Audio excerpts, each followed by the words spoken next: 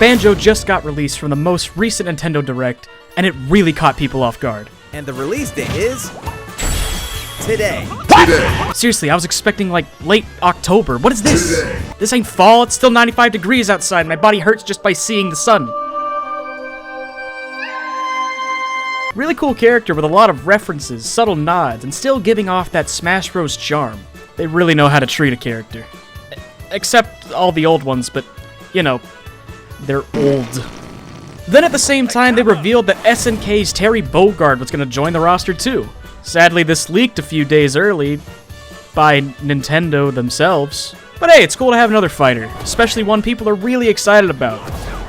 Oh yeah, and but there are a few things that are glaring off the distance we have no idea about. There's still the mystery of whatever the final fighter is. And then Nintendo announced more DLC characters and patches after the current ones. So the question is, what's next for Smash? Are we going to be getting 3 new fighters? 5? 10? Just how far are they going to go? It hasn't even been a full year since Smash Ultimate's release, so it was inevitable that after DLC Pack 1, a whole new season of characters would come flowing in. Come on, did you really think Sakurai was just gonna give up on the game after a little bit over a year? That's not how this man and his team works. Break. Well, maybe in Smash 4.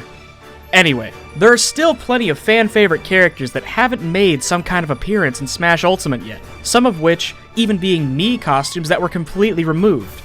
So it really makes you think. So who are the characters who have the biggest chances of being added to the roster? You've got the ones constantly asked for.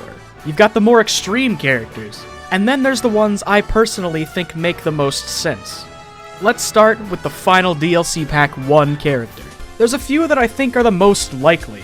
But hey, anything can happen, so I could be completely wrong or completely right. The ones I see are Phoenix Wright, Dante, or Geno. I'll explain why. Phoenix Wright is a highly requested character that has a pretty good history with Nintendo. Originally developed for the Game Boy Advance back in 2001, but isn't exactly a Nintendo exclusive series. Then the games moved on to even more Nintendo platforms like the DS, 3DS, and most recently the remastered trilogy for the Switch. So clearly, he's got a presence at Nintendo.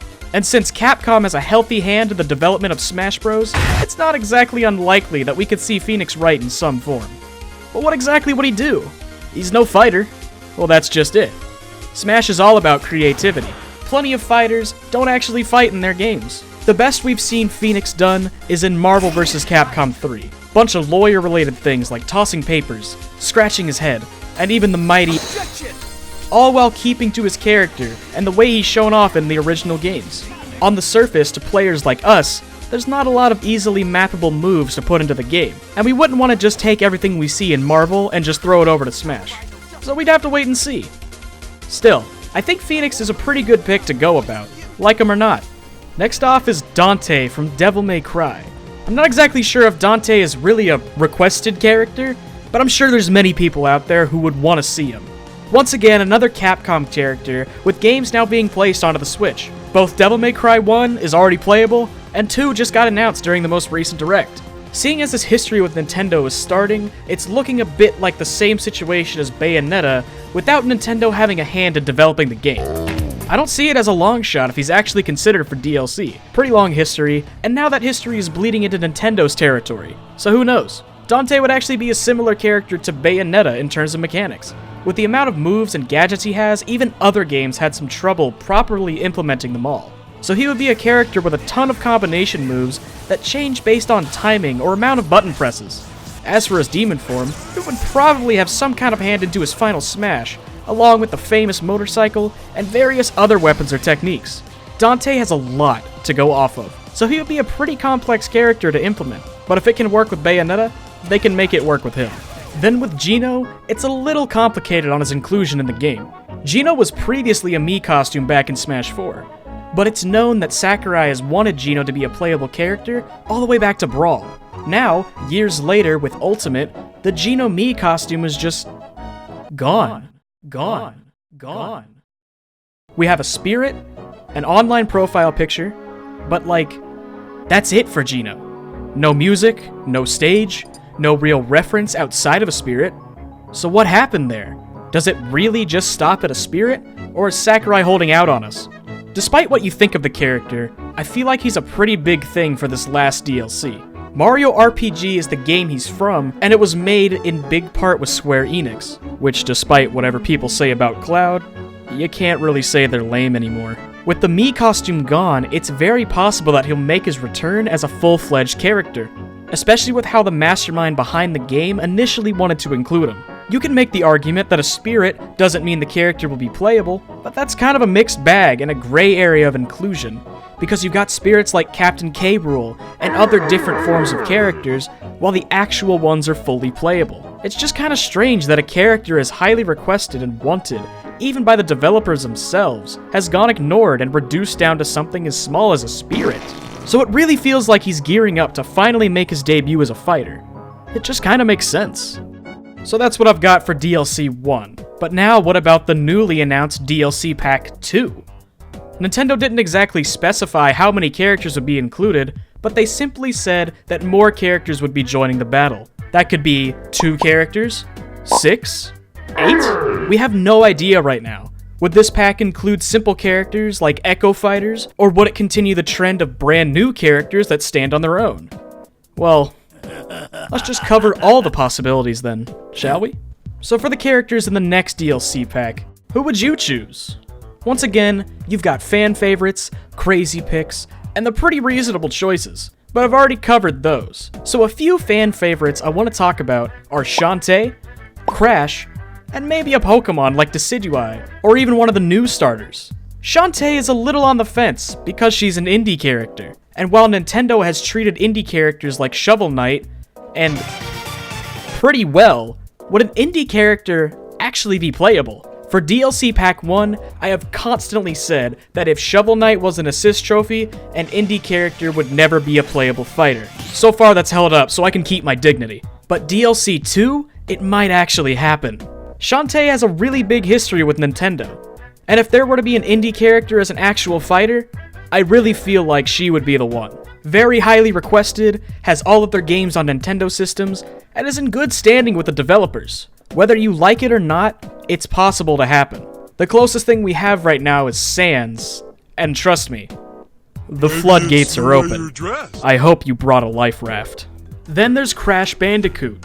He's seen as one of the biggest icons in early gaming history, absolutely dominating the early PlayStation era. But that might be part of the problem. Although the remastered trilogy is now on Switch, there's still hoops of Sony and Activision that Nintendo would have to jump through. And knowing how those companies act, it may just be a bit of a challenge. But Sakurai knows how to work his charm, and it may just happen. So far, we've got the biggest icons in all of gaming, and to a lot of people, it wouldn't feel complete without a character like Crash. However, with his foot in the door on more Nintendo platforms outside of GameCube and Game Boy Advance, he's still got a chance for consideration. So I guess we'll just have to see down the line. Now when it comes to Pokemon, people already think there are too many in the game, which can be a little understandable. But hey, at least they all play different and unique, am I right? So right now, the 2 most popular picks for new Pokemon DLC are Decidueye and Sceptile. Yes, I say Sceptile. Get over it. Sceptile. Which one of the 2 could be perfectly fine. However, there's already a Generation 7 Pokemon in the game with Incineroar. So it would make sense to have a completely new generation of Pokemon in the game. Sceptile would be a fine pick, but knowing Nintendo, if a new Pokemon were to be added, it would make much more sense to add one of the evolutions from Sword and Shield. I can't really give too much info because as of right now, we know very little about them. But if one were to be chosen, it would be a long time before we actually knew which one. The popularity between the 3 starters is pretty evenly split, so who knows. Then we've got our crazy picks. Your Master Chiefs, your Gokus, your Soras. There's a bunch going on. What I want to say is any crazy pick you might have just may be a reality.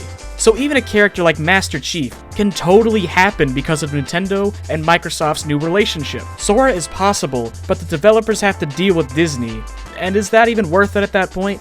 And even Goku has been turned down several times by Sakurai. So, yeah. We just gotta sit and wait for what kind of crazy inclusion is gonna come next. Not everything is predictable. Now if Pack 2 had OHKO fighters, who would be included? The game is pretty well covered already. Would they come with new fighters, or would they be added onto some existing ones? I feel like if more OHKO fighters existed, they would add on. The ones I would like to see are Metal Sonic, Akuma, and the Octolings. A little surprising that there aren't more OHKOs already, but I feel like characters like this should be included in more ways than just spirits. A large majority of the work is already done on them, and like Sakurai himself said, making characters like this doesn't take as much time as developing a standalone fighter. But what are your thoughts? Who do you want to see as a playable character? An OHKO, a stage, anything really. What do you want out of a second season of Smash Ultimate? Tell me down below. It's really cool to see so much getting added, and now we get to see even more in the future. So thanks for watching, and thank you to all of my patrons who help support me. You can become one as well in the link below. Also, check up on my media links in the description, and even the Discord server. I'll see you all in the next one.